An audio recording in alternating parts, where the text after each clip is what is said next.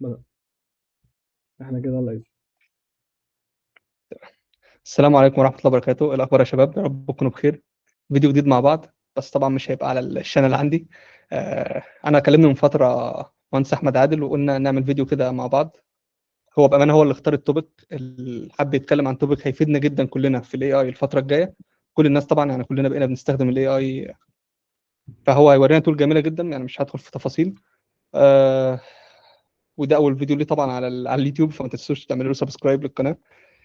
وانا هيبقى دوري في الفيديو ده، هو هيبقى بس مجرد انا بقوم بدور المشاهد. يعني انا هسأل اسئله، لو هو بيشرح كده انا هبدأ اسأله اسئله بحيث كلنا نقدر نستفاد ونطلع بفايده كبيره في الفيديو. انا هقفل بقى الكام بتاعتي كده، خلاص دور انتهى في الفيديو كله تقريبا. واحمد بقى هيتكلم ويقول هو ناوي يعمل ايه. اتفضل يا بسم هندسه. الله الرحمن الرحيم. ازيكم يا شباب؟ ايه الاخبار؟ انا احمد عادل. زي ما باشمهندس عبد الله ياسين قال، ده اول فيديو ليا ان شاء الله في التشانل. ان شاء الله نعمل حاجات كويسه مع بعض الفتره الجايه. النهارده ان شاء الله هنتكلم عن تول كنت قريت عنها من فتره، اسمها سبيكت. اتكلمت عنها على لينكدين، اتكلمت عنها على ميديوم. بس انا في بعض الشباب طلبوا مني ان انا اعمل فيديو عنها، فقررت ان انا نطلع ونعمل فيديو، وكلمت باشمهندس عبد الله ياسين ان احنا نعمل، واهو احنا بنعمل فيديو سوا. فان شاء الله النهارده هاخدكم في الجيرني، بس بشكل مختصر شويه، مش هنخش في تفاصيل كبيره ازاي بقى كل الحاجات دي بتتعمل، لان هي هتطول. وهفهمك هي هتطول ليه في الاخر، لان انا قبل كده وريتها لاكتر من حد البروسيس، فقال لي انت قاعد كل ده بتعمل ده. هفهمك في الاخر، وهنعيش الجيرني مع بعض، وهنشوف الدنيا دي كلها سوا. وان شاء الله الجميع يستفيد. وبرضو لو حد حابب يضيف اي حاجه او يعرف تكون مشابهه، ممكن يقول لي. وان شاء الله ممكن نعمل عنها فيديو برضه. فهنقفل كده الفيديو ونبدأ إن إحنا نشير ونتكلم أكتر عن التول.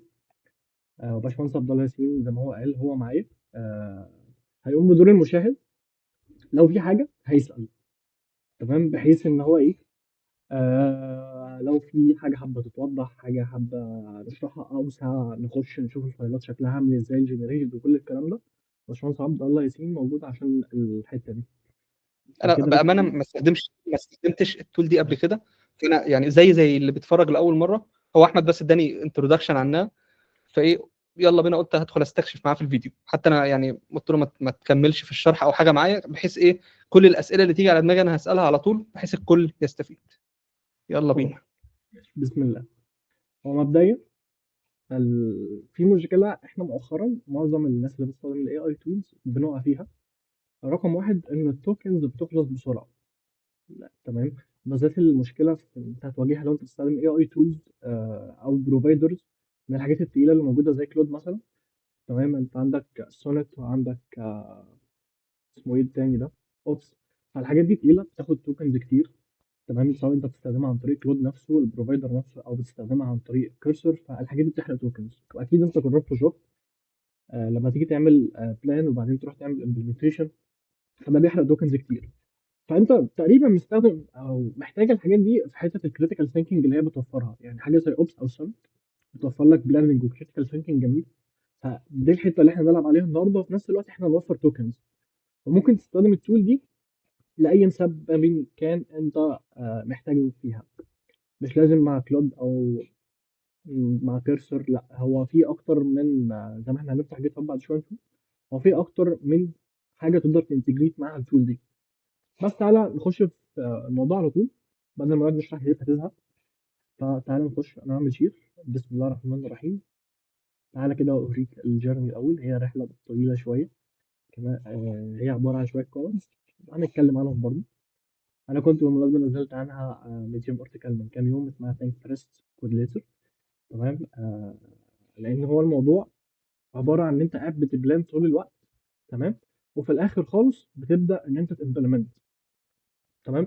وكان الموضوع ده فكرني بص، كان باشمهندس عبد الله، باشمهندس محمد، سوري، محمد ابو سريع، كان اتكلم عنها من كام يوم. قال لك استثمر دايما 85% في البلاننج والباقي في الامبلمنتيشن.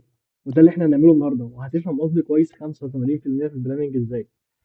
ماشي، بسم الله الرحمن الرحيم. مبدئيا تعالى كده نشوف على فيتشر انا كنت شغال عليها.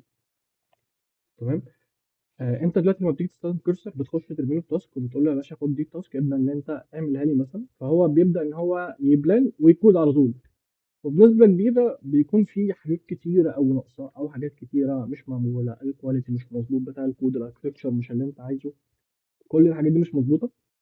فأنت بتبدأ إن أنت تحاول إن أنت تظبطها. تعالى بس نقفل الحاجات دي عشان مش محتاجينها دلوقتي. تعالى أشرح لك الكومنتس اللي بتبقى موجودة عندنا. مبدئيا أنت من بعض المشاكل اللي إحنا بنعاني فيها إن أنت البروجكت أو الفيتشر اللي أنت كنت بتعمل اي اي مش ماشية على دماغك. فلا، هنا في كومنت. بس قبل ما اشرح لك الكومنت تعالى اوريك شكل البتاع على جيت هاب. تمام.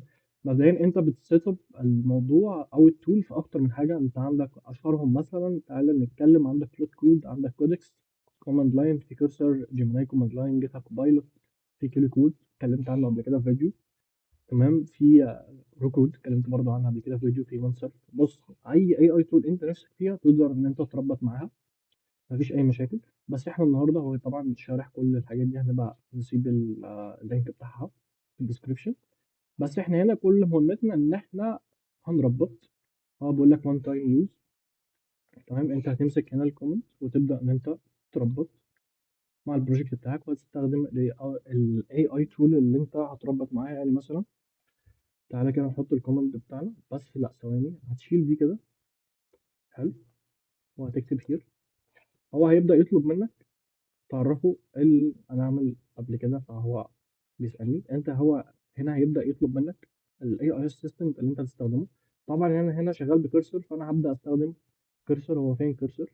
كرسر ايجنت. هبدا ان أنا استخدم كرسر، وهو بيبدا يجنريت لي شويه فايلز. تمام. عشان يبدا ان هو يستخدمها. تمام. دي فايل من الفايلات، فولدر سبيسيفاي. يبدا ان هو كرسر يعمل لي فيه شويه كومنتس، بيحط لي شويه كومنتس هنا. دي الكومنتس اللي احنا هنستخدمها. تمام. بس ده بعيدا عن ده انا عامله. تمام. دي حاجة تانية خالص ممكن نبقى نتكلم عنها في فيديوز مختلفة. في رولز هنا أنا بستخدمها، ممكن الحاجات دي كلنا نتكلم عنها بعد كده. بس خلينا الأول نتكلم عن التول نفسها.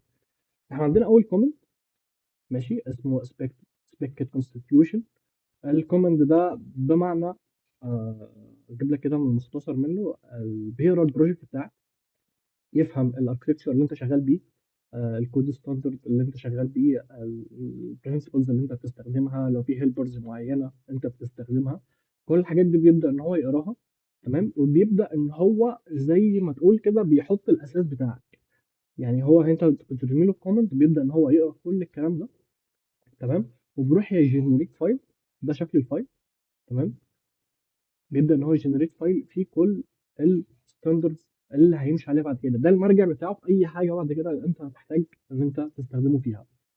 فده المرجع بيبدا يقول الابلكيشن بتاعك شغال ازاي. في الاركتكتشر بيبدا ان هو يشرحه، بيتكلم عن طريقتك في الستيت مانجمنت، الريبوستري، كل الكلام ده بيبدا ان هو يشرحها، بحيث ان يكون ده المرجع بتاع البروجكت. ده الاركتكتشر اللي انا شغال بيه كل ده، النيمنج. تمام. الكود كواليتي، كل الحاجات دي بيبدا ان هو يجيبها، بحيث ان يكون ده المرجع بتاع كل الكومنتس اللي احنا هنتكلم عنها. خلي بالك، هي الرحله التانيه انا بفكرك ان هي تكون طويله شويه، بس هي معظمها اركتكتنج وبلاننج. وده هتفهم بعد كده لما انت تستخدم التول فعلا. هتشوف الفرق ما بين ان انت تروح للاي اي وتقول له اعمل لي كذا، وما بين ان انت تمشي كل الخطوات دي. هتحل مشاكل كتير قوي. تمام. حلو. هو هنا. فالفايل ده، الفايل معلش، الفايل ده خلينا نقول ان هو بيلف على البروجكت كله ويلخص اللي فيه، بحيث انا لو قفلت او حتى عملت كونفرزيشن جديده، هو بيروح يقرا اللي فيها، فبيفهم الاركتكتشر بتاعتك عامله ازاي، بحيث ان هو يقدر يكمل التاسك اللي انت تعملها او الفيتشر دي من غير ما يحصل فيه تخريف يعني او حاجه. صح كده؟ بالظبط. وده بيحل على فكره مشكله الكونتكست. يعني انت عندك الكونتكست في كورسر. لو انت شغال في كورسر عمال بترص حاجات كتير قوي، هو بيهيس في النص لانه بيعمل سمرايز. بس هو لا، هنا التول بتعمل لك الحاجات على هيئه فايلز، بتفضل متعانه على جنب وقت محتاجها، وتيجي تستخدم كوماند معين هو عارف هو يحتاج ايه. ده غير انه بيكون حاطط لك كل الحاجات اللي هو شغال عليها اللي ليها علاقه بالفيتشر بتركنها على جنب. يعني انا هنا، تمام. انا مستخدمه في 8 فيتشر، والفيتشر كامله، مش تشيك بوكس بقى مش عارف فيه مش ايشو ولا لا. لا، هي فيتشر كامله. كلاينت ريجستر كله، الريفرش توكن كله، الفورجت باسورد كله. فيتشر كامله مش حاجه بسيطه. تمام. ويمكن غلط في حاجات بسيطه، يعني نسي مثلا يبروفايد كيوبيت، يعني حاجه عبيطه. فانا بديله فيتشر كامله حرفيا. انت ممكن تروح تجيب له التاسك بتاعك من على الجيرا وتحطها له. تروح تجيب له البوست مان مثلا، لو انت هتربط مع اند بوينت تجيب له مش هتجيب له الكولكشن طبعا. هتروح تجيب له الريكوست. شكله عامل ازاي في الميل بتاع ريكوست، وتجيب له ريسبونس سواء ايرور او سكسس، تبدا انت تديها له. تمام، وهو يروح يعملها لك، طب وهيعملها لك معلش، بالطريقه اللي انت عايزها بالظبط. انا جه في دماغي حاجه دلوقتي. هو انت بتقول ان هو عشان يعمل ملف الاول ده بيدخل يلف على البروجكت كله، يفهم هو شغال ازاي، صح كده؟ بالظبط. ف... فده معناه ان هو بيكونسيوم توكنز كتير قوي في الاول. لكن اللي انا فهمته برضو ان على المدى البعيد التوكنز دي، يعني على المدى البعيد هيوفر ليك توكنز، لان هو كل مره هيجي يشتغل على فيتشر جديده هيبقى محتاج يفهم كونتكست معين. ف... هو عاده تمام. التوكنز بتاع ان انا اقرا ارخص من ان م. انا اكتب. ماشي، مفهوم. الانبوت اللي رايح بيكون ارخص من الاوتبوت اللي بيطلع. تمام. ده غير ان هو هنا هيوفر عليه توكنز بان هو بيكتب دوكيومنتس، بيكتب دوكيومنتيشنز مش بيكود. فالكود هنا حلو. بياخد توكنز وبيحرق توكنز كتير، فاحنا هنوفر حته الكودينج، احنا هنعتبر كانه بيكريت ام دي فايلز، فده هيوفر توكنز. مظبوط. تمام. ده غير كده تمام. هو معظم الوقت عمال بيقرا مش بيكتب. حلو. تمام. م. فالمهم نرجع لحته الكونتكست. انت مشكله الكونتكست بتاعت كارسون مثلا او كلود، لان تمام في ليميت ليك، فده هيحلها عن طريق ان هو اصلا بيعمل لك فايل، تمام، او فولدر بيكون فيه كل حاجه لها علاقه بالفيتشر، يعني كل الحاجات اللي انا عمال بعملها وببلان معاها وباركتكت معاه بيحطها هنا. يعني انت عندك الفيتشر اللي كنت شغال عليها، بيبدا يحط كل الحاجات دي، بيكون وقت ما يحتاجها بيروح يناديها.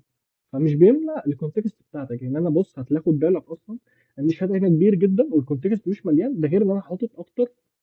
بص 31 مور سكيل وعد دول، يعني تقريبا بتتكلم في 36 رول انا حاططها له يشتغل عليها، م. والكونتكست مش مليانه، والبروجكت كبير، حلو. وانا هنا مهندل اكتر من فيتشر اصلا في الشات ده، مش فيتشر واحده. فده كمان ايوه. هيحل مشكله الكونتكست بتاع الكورسر وبتاع كلوب. تمام. جميل. دلوقتي عندنا تاني كومنت بعد خلاص احنا عرفنا البروجكت وفهم الدنيا بتاعتنا.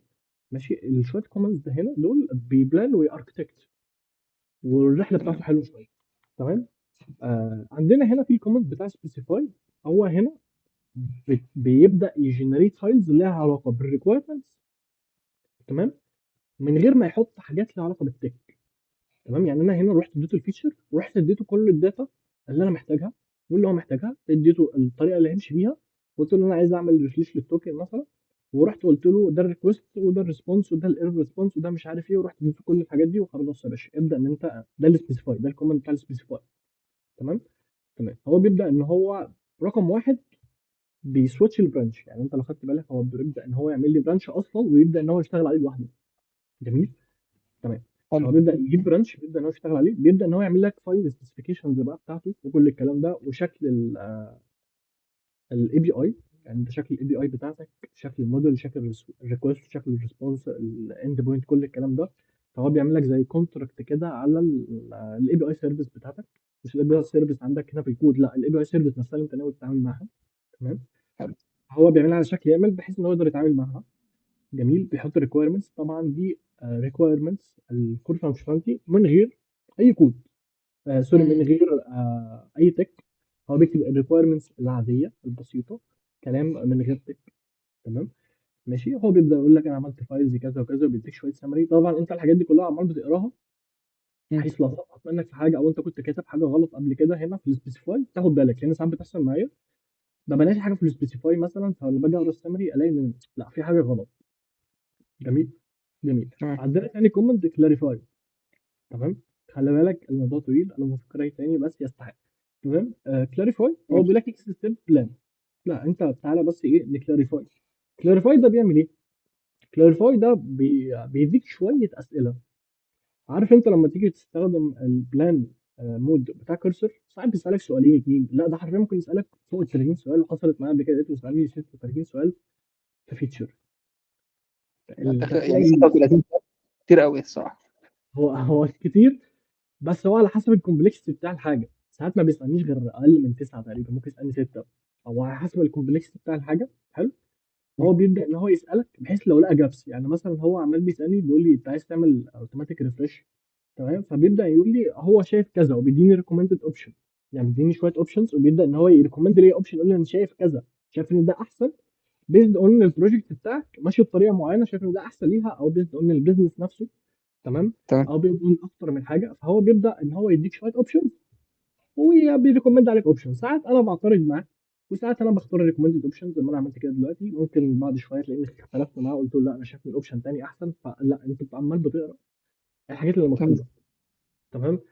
بحيث ان هو يعمل لك الفيتشر بنسبه 100% زي ما انت عايز متفصله على دماغك. لان الاي اي تمام. تولز من مشاكلها معانا ان هي بتهيس ومش بتعمل لك الفانكشناليتي كلها وبتقعد تفولو اب معاها كتير. طب ما تفولو اب من هنا من الاول وتقعد تستثمر الوقت اللي انت ممكن تلاقي عمال بتلغي الفيتشر وتعيدها بالاي اي، وخلاص انت بقيت فايت كودر مم. عمال بس ترمي التاسكات بتاعتك وتخش يا باشا اعمل لي. لا، انت مش فايت كودر انت دلوقتي. وده الترندي الفتره الاخيره، انت دلوقتي مركز في حته البلاننج اكتر، ازاي تاركتكت الابلكيشن، ازاي تبلان التاسك.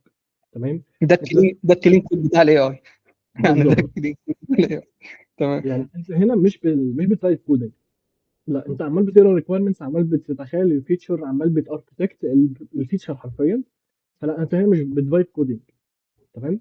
تمام. تمام. صح. وده الترند الفتره الاخيره، هتلاقي اكتر من حد بيتكلم انت محتاج ان انت تبقى دارس مش عارف فاهم في اركتكتشر اكتر، بتستثمر في البلاننج، بتستثمر في الساينس نفسه، مش في ان انت تبدا ان انت ترص لي شويه كود. لا، ما هو الاي اي بيعمل كده. فانت هنا في الاستثمار بتاعك في ان انت تقدر تحدد انهي سوليوشن كمان صح. مش دايما هو الريكومندد اوبشنز بيكون صح، وانا لسه قايل من شويه ان انا ساعات بيختلف معاه وبقول له لا انا شايف ان الاحسن كذا. تمام. تمام. هو طبعا على حسب الاوبشنز بتاعته بيبدا ان هو يedit في الفايل اللي هو كان عاملها قبل كده، اللي هي طلعت جنريتد من السبيسيفاي، اللي هي الفايلز اللي فيها الريكويرمنتس بتاعتي. فهو بيبدا ان هو يعدل فيها. تمام. انت عندك كل بقى الكلام ده بص. تمام. ده الريكويرمنتس اللي هو شافها. حلو. بيرجع بقى based on الانسرز بتاعتي، بيبدا ان هو يعدل فيها، بيقعد يسال شويه اسئله. يعني هنا كان الريكومندد اوبشن ايه، انا حطيت ايه. الريكومندد اوبشن هنا كان ايه، انا حطيت له ايه. انا عايز اشوف حاجه انا اختلفت معاه فيها. هنا بي، مش لاقي حاجه. كان في حاجه هنا سي، هنا اختلفت معاه. هنا كانت ايه، انا حطيت سي، شفت ان الاحسن كذا. تمام. عندنا بقى في تمام. كومنت بعده، هو هنا خلاص، هو هنا بيدور على الجابس اللي موجوده. هو كلاريفاي ده اصلا بيعمل ايه، بيروح يشوف جابس في الريكويرمنتس اللي انت حطيتها. تمام. بيروح يشوف، لا هو خلاص هو فهم الريكويرمنتس بس حاسس في حاجات ناقصه. فانت بتقول له كلاريفاي. يعني انت لو حاسس ان في حاجه ناقصه اسالني، بدل ما نروح نمبلمنت وتلاقي في حاجات انت اللي بقى اللي ناقصه. لا، فانت هو ايه، هو خلاص عمل ريكويرمنتس خلاص فهمها. فهو لا بيقول لك انا حاسس ان في جاب هنا، طب حاسس ان في حاجه ناقصه هنا. بحيث ان هو بيقوم جاي سالك عليها، بحيث ان هو يبقى فاهم الحاجه اللي هو داخل عليها، هو فاهم هو داخل يعمل ايه بالظبط. مش داخل تمام. بيمبلمنت وخلاص زي ما تيجي. لا، هو فاهم هو داخل يعمل ايه بالظبط، فيبدا ان هو يفولو اب معاك. عارف انت لما تيجي تفولو اب مع الاي اي، هو اللي هنا بيفولو اب معاك. هو بيسالك انت عايز ايه بالظبط. هو هنا بيقعد يسالك. تمام. وخلاص احنا بنجنريت بقى كل الفايلز وكل الكلام الجميل ده، وبيعدل في فايلات قديمه. تعال بقى نخش على البلان. طب حلو. البلان ده بيعمل ايه؟ البلان ده من الاخر هاو تو بيلد. هو هنا بيبدا يشرح يعني الريكويرمنتس اللي سبيسيفاي. هو خلاص هو حط الريكويرمنتس بتاعتك من غير تك، ما ذكرش اي حاجه تك. مم. تمام. هنا في البلان لا، كبزنس يعني. بالظبط هنا في البلان او سيناريوز. تمام.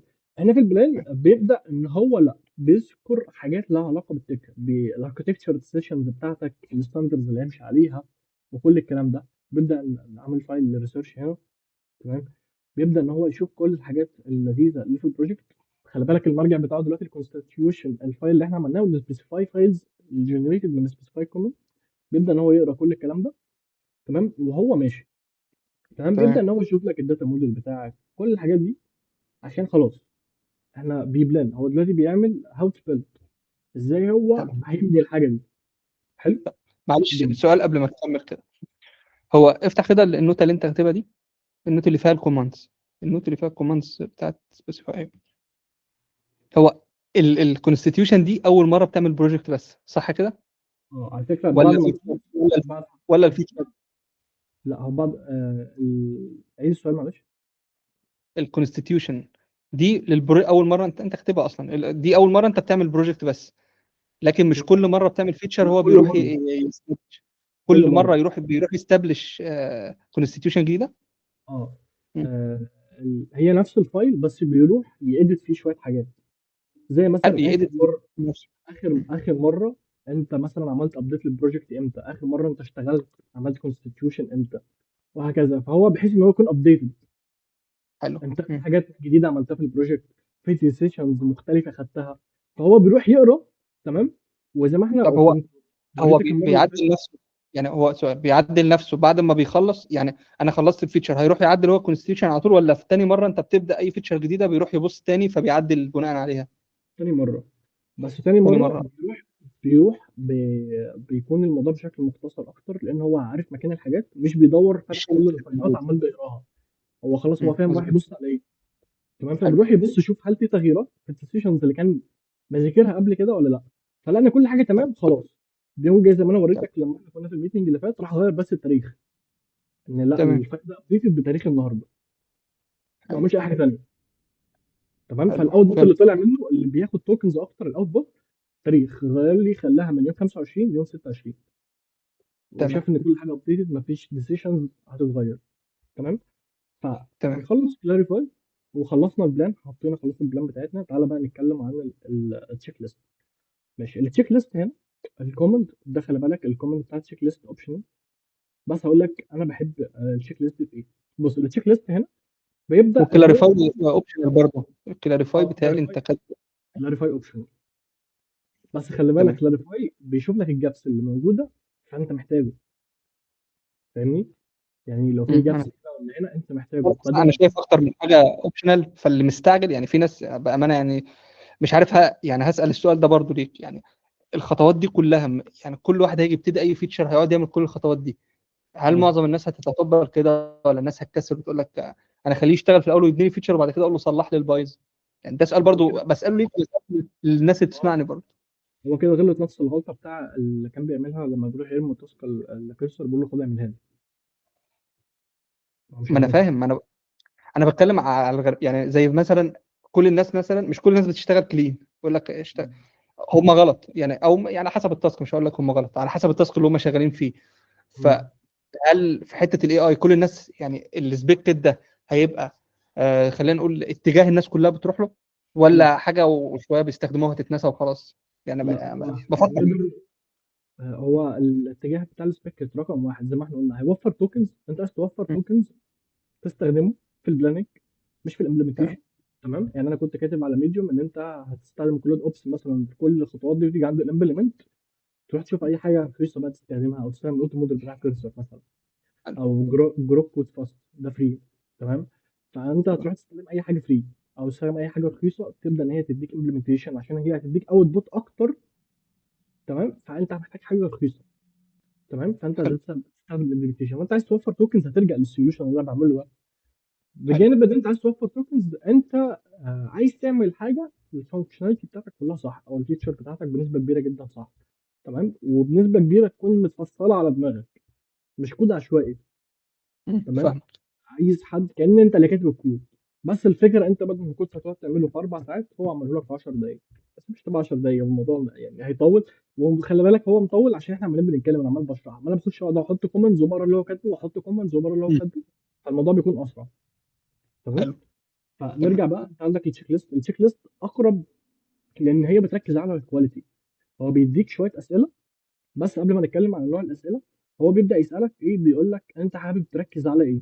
ان جنرال يبص على كل حاجه، الكواليتي. بس خلي بالك التشيك ليست انت ممكن تلغيها. يعني انا بقول لك انا ساعات ما بستخدمش التشيك ليست لان هي حاجه لها علاقه بالكواليتي اكتر من الفانكشناليتي.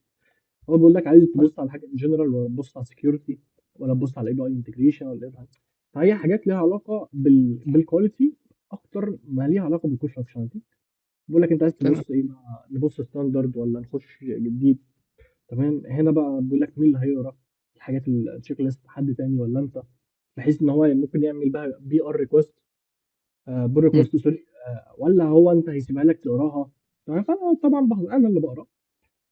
فهو تمام. بيروح يعمل لي تشيك ليست. التشيك ليست صراحه بتكون كبيره، يعني تقريبا حاجات كتيره جدا. بيقول لي ان انا اروح اقرا التشيك ليست دي، وابدا اقرا الفايلات الجنريتد منه، بحيث ان انا اتاكد ان كل الحاجات اللي انا عايزها تمام، ان هو ما كتبش حاجه غلط. بيسيب م. تشيك ليست كبيره. يعني انا بص التشيك ليست هنا، بسم الله الرحمن الرحيم، يعني دي ما تتقريش.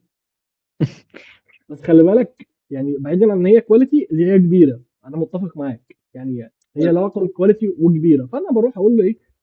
تمام، بروح اقول له ايه، لان دي الفريش توكن فهي حاجه حساسه، فانا عايز الكواليتي بتاعتها تكون كويسه.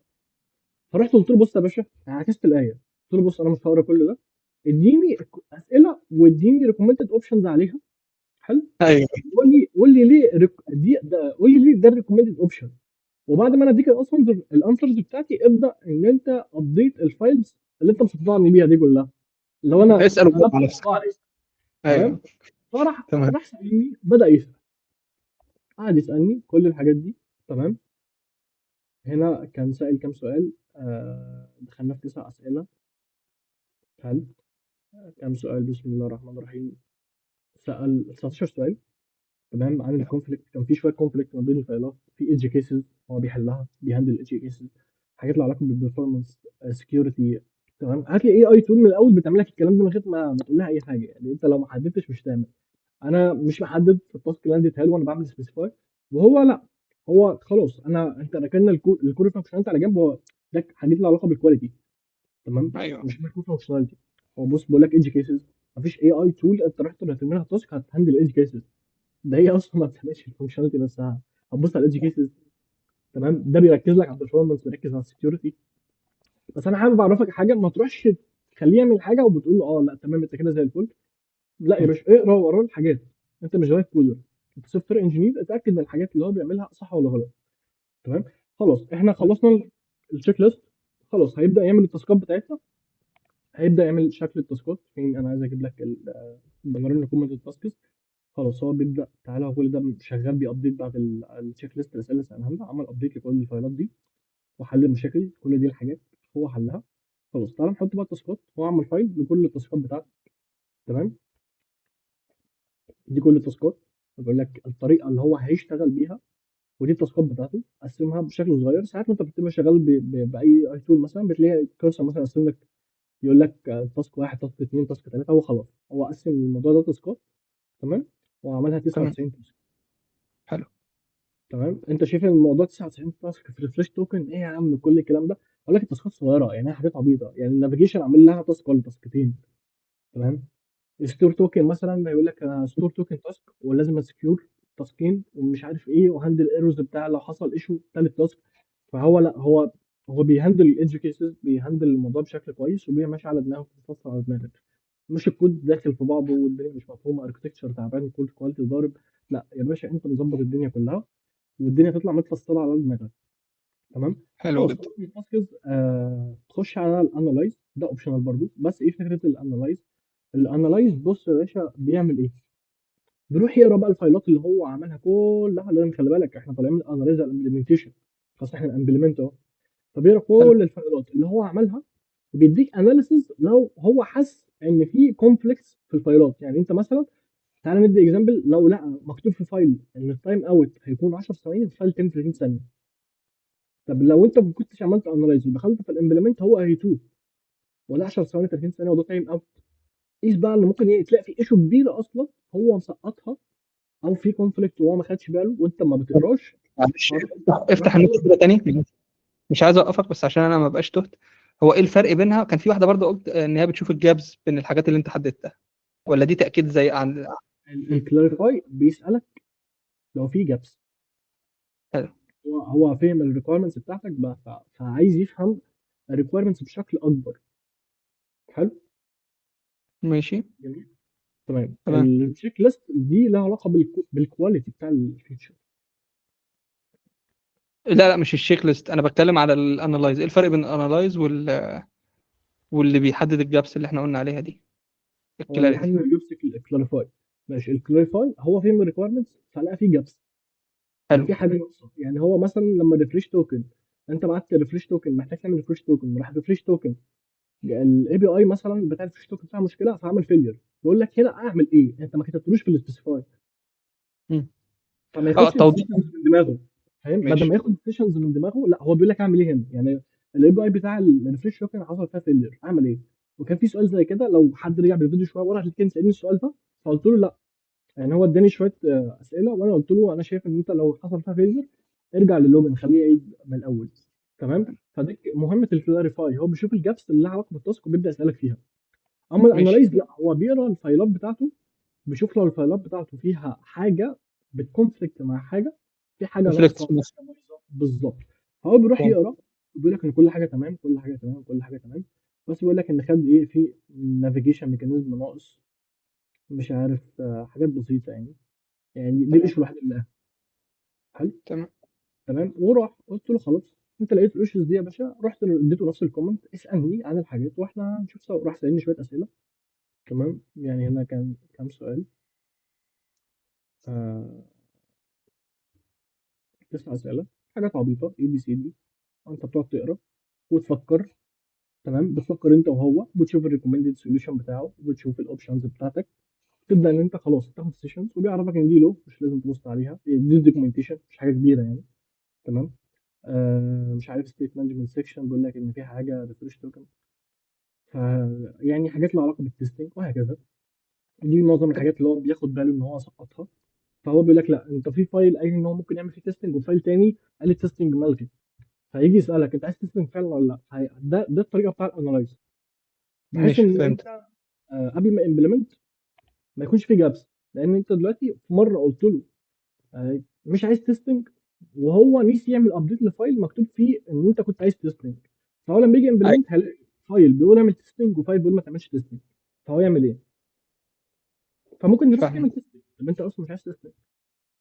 هل فهو بيرجع لك تمام. بقى، يعني كل ده بتفولو اب انت وهو مع بعض. خلاص انا هنا خلصت بعمل امبلمنت. تمام. بعمل الامبلمنتيشن بتاعي. هو كل ده احنا بنرد على الاسئله بتاعت الانالايز. بعمل امبلمنتيشن. هو بص بيبدا ان هو يمبلمنت كل التاسك وعملها وخلص. حلو هو جدا. خلص. فبيبدا ان هو يديك وبيقسم لك التاسكات. تمام. وبيقول لك ان هو توتال تاسك 99، خلص منهم 57. بص يا باشا انا اخش بقى ايه؟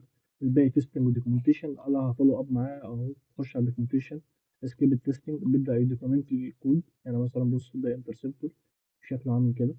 تمام. الريفرش توكن ريبوستري بيبدا ان هو يوضح الدنيا. تمام. بس فكده البروسيس خلصت. بعد ما اخلص بعمل الكومنت ده تاني، بحيث ان هو يكون ابديتد. وفي الغالب مش هيعمل اي حاجه غير ان هو يروح يابديت التاريخ، يا اما هيقول لك مفيش حاجه. تمام.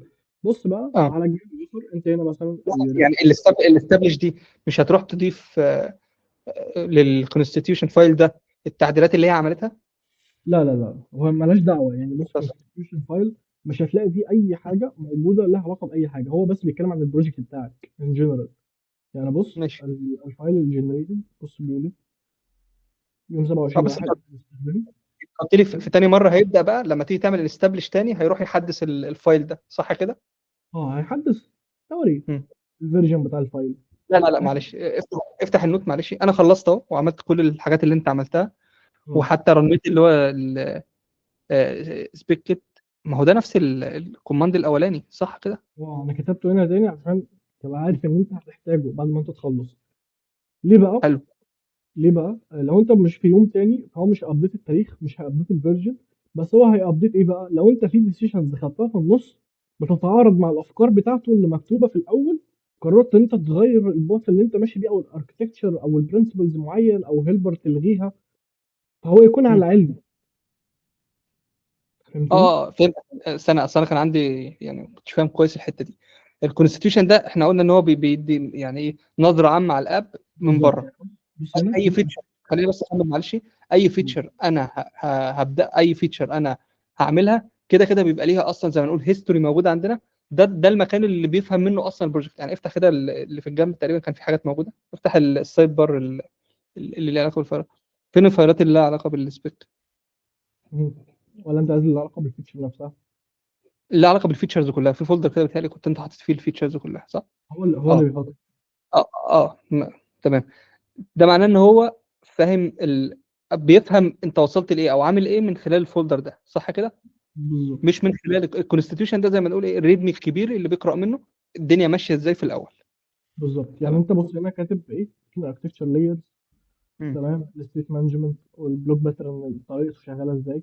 الريبوستري حلو. انا مستخدم ريبوستري طريقه الريموت داتا سورسز، اللوكال داتا سورسز، لان في هيلبر فانكشن انا بستخدمها. تمام. الايرور هاندلنج كل الكلام ده الهيلبر فانكشنز، طريقه المودلز، السكيورتي او سكيورتي فيرست، لان هو خد باله ان انا شغال على فينتك ابلكيشن.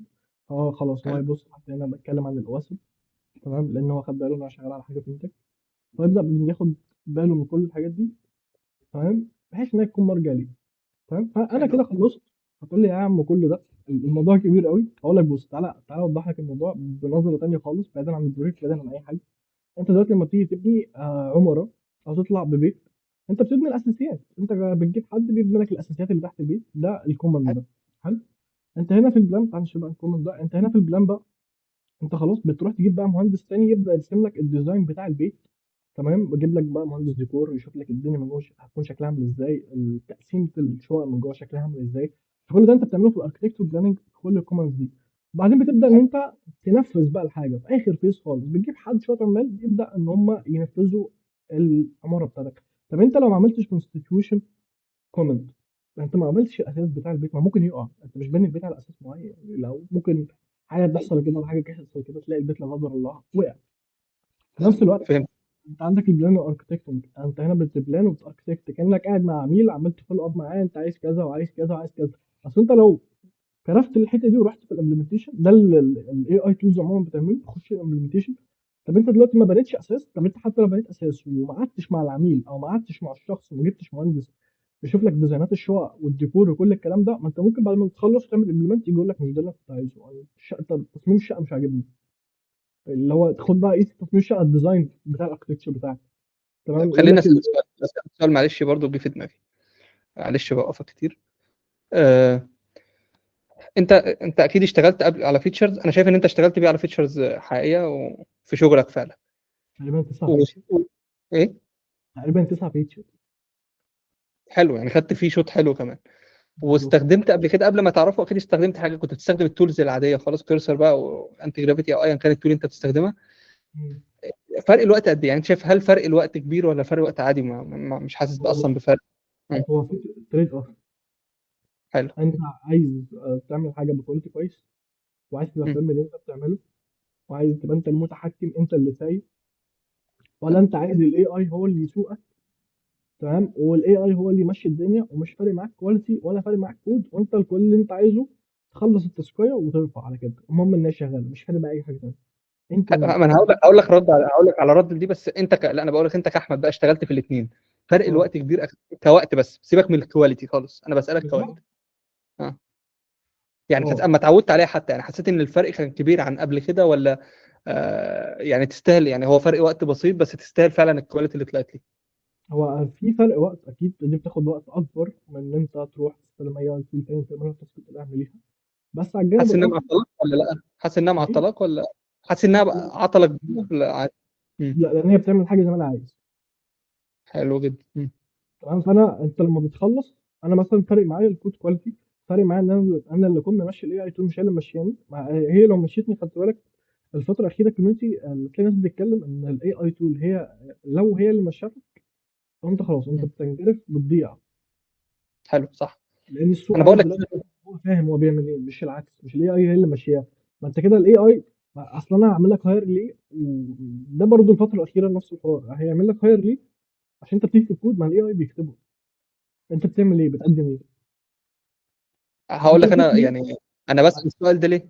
معلش بس عشان احنا عندنا انواع يعني في شركات، وليكن شركات صغيره جدا، سوفت وير هاوسز اللي بتبقى يعني خلينا لا ده مش الصغيره هينفع عامه. معاك الكلام ده، مش هينفع معاك ما خالص انا الحاجات كنت دي. لسه اقول لك يعني ايه هو هم، يعني انا زمان حتى قبل الاي اي او حتى قبل ما الحاجات دي تتشهر خالص، ما كانش همه انت بتكتب كلين ولا مش كلين. انا عندي تاسك هي المفروض هيتسلم للعميل عشان اخش في البروجكت اللي بعده. هو سوفت وير هاوس يعني مم. ايه شقلب بقى بنقول كده، سلم المشروع للعميل ويبقى يرجع لنا بالبجز بقى بعد اسبوعين كده، هو نبقى بالظبط. نحلها له. انت لو فاهم؟ خدت بالك اه. أنا قلت هو على حسب الشخص، المنتاليتي بتاعته رايحه فين. هو عايز حلو. ينجز ويخلص ومش فارق معاه كواليتي، مش فارق معاه، كل اللي فارق معاه انه يخلص بروجكت في اسبوع. مم. ولا هو في بروسيس بقى واضحه، عايز يبقى فاهم اللي هو بيعمله، عايز ينظم شغله، عايز ينظم وقته، عايز يظبط الكواليتي، عايز في بروسيس، في بروسيس واضحه هو عايز. مش الاي اي اللي عايز، لا هو عايز. انا عايز عشان يبقى كده في قلت لك هي يعتبر الكلين اركتكتشر بتاع الاي اي. هي حاجه كلين. تمام. حاجه محترمه وبتقدم كواليتي كويس، يعني الكواليتي بتاع الكود كويسه. تمام. وجميله. وبس لو هنتكلم على الوقت، بس لو هنتكلم على حته الوقت بس، فاكيد هي بتاخد وقت اكبر. وده اي حاجه في تمام. السوفت وير، انت عايز الحاجه، لا ما هو في بروجكت بتاخد في اسبوع، في بروجكت نفس البروجكت ممكن تاخد سنتين. صح. ايوه فاهم. بس بص، لا بص بقى على ده من جوه شكله عامل ازاي، وده من جوه شكله عامل ازاي. يعني انا كنت قاعد مع حد من كام يوم بيقول لي انا شغال باك اند والشركه عندي خلتني اجي اشتغل موبايل، وعملت ابلكيشن في اسبوع بفلاتر وكلود. قلت له انا تمام. متاكد ان الكود تعبان من جوه، يعني انا ايوه. متاكد ان الكود بايظ من جوه، حتى لو انت مستخدم ايه الكود بايظ من جوه. تمام. فانت هنا مم. بتفولو اب معاه، يعني إن هو هنا انت ما خليتوش ياخد قرارات، يعني هنا هو كمان بيسالك، يقول لك انت عايز ايه، وده الريكومندر بتاعه هو، وبيديك حلو. اوبشنز ثانيه. وانا أهو وريتك انا اختلفت معاه، مش هو اللي سايق، انا اللي سايق. حلو. تمام. تمام. تمام. فده اللي السوق عايزه دلوقتي، انت اللي تكون ممشي الاي اي، مش هو اللي ممشيك. احنا لان انت كده لو الفيديو طول مننا ولا ايه؟ عشان الناس أنا مش عارف تشوف. هو بيكتب قد ايه. احنا دخلنا في 40 دقيقه. الاوقات الحلوه بتطير. هو انا ما خدتش بالي من الوقت. بس على العموم السوق بيدور على حاجه، بيدور على الشخص، سوري، اللي فاهم هو بيعمل ايه، مش بيكود وبس. حلو. صح. تمام. واعتقد يعني يعني حابب اخد رايك برضه في الحوار، يعني انت اكثر خبره مني، فممكن تتكلم في الموضوع ده باستفاضه يعني في كام دقيقه كده، 5 دقايق مم. كمان كده لغايه ما نخلصهم 45 ونقفل على كده. لان فعلا السوق بيدور على حد فاهم هو بيعمل ايه، مش بيكتب كود وبس. حلو. انا زي ما انت قلت، هي بتعتمد على الشركه. لان فعلا في شركات كده، ما يهموش اي حاجه غير ان التاسك يتسلم. فلو واحد شغال، واحد لسه بيبدا الكارير بتاعه، وغالبا الواحد بيقع في الشركات دي في الاول، يعني الحمد لله يعني الواحد عدى على كل ده. هو اهم حاجه عنده انت تخلص بسرعه وتسلم الشغل. والله انت هتشتغل في شركه زي دي، انا شايف ان انت يبقى ده حاجه جانبيه ليك، انك تعرف التولز دي والحاجات دي، تبقى حاجه جانبيه ليك تستفيد بيها انت لنفسك، بحيث لما تروح انترفيو او تروح شركه تانية بالمناسبه تتعامل. فعلا الكود انت لو قريته، من م- جمال الكود، لو انت بقى بتستخدم بروفايدر كويس زي كلود، انت م- هتستفاد منه. يعني كان في باشمهندس محمد حماد بيتكلم من كام يوم، بقول لك انت م. جرب تقرا الكود ورا كلود ورا الحاجات التقيله دي، هتستفاد منها. صح. يعني انت لو قريت انت هتستفاد من الطريقه اللي هو بيكتب بيها الكود اصلا. صح. صح. ده كده كده، لان انا اصلا احيانا بساله على حاجات انا مش عارف اعملها ازاي وهو بيعملها في الاخر، فاكيد انا هستفاد منه لما اقرا وراه طبعا. بالظبط. آه، انا حاولت في الفيديو ده ان انا اكون رخم يعني، واسال كل الاسئله، اي حاجه بتعدي على دماغي بسالها على طول حتى ما افكرش. بس يعني احمد عادل ما ادانيش فرصه حتى ان انا اسال اسئله كتير، يعني كانت الدنيا واضحه قوي بامانه. مش مجامله والله. لا، شغل عالي. آه، اتمنى الفيديو يكون فاد الناس. لو احمد عاوز يقول حاجه بحيث ننهي الفيديو على خير يعني. لا انا كده زي الفل، واعتقد افتتاحيه التشانل بيولوجي 45 دقيقه ده موضوع كبير أوي. لا لا، بس ان شاء الله فيديو يبقى مفيد باذن الله تعالى. جدا. خلاص انا كده تمام بقى، انا كده خلصت يعني. زي الفل. لو خلاص طبعا تمام. لو حد عاوز يسال اي حاجه في الكومنتس لاحمد، اكتبوا له في الكومنتس. ان شاء الله فيديو جديد بقى مع احمد عادل. السلام عليكم. عليكم السلام.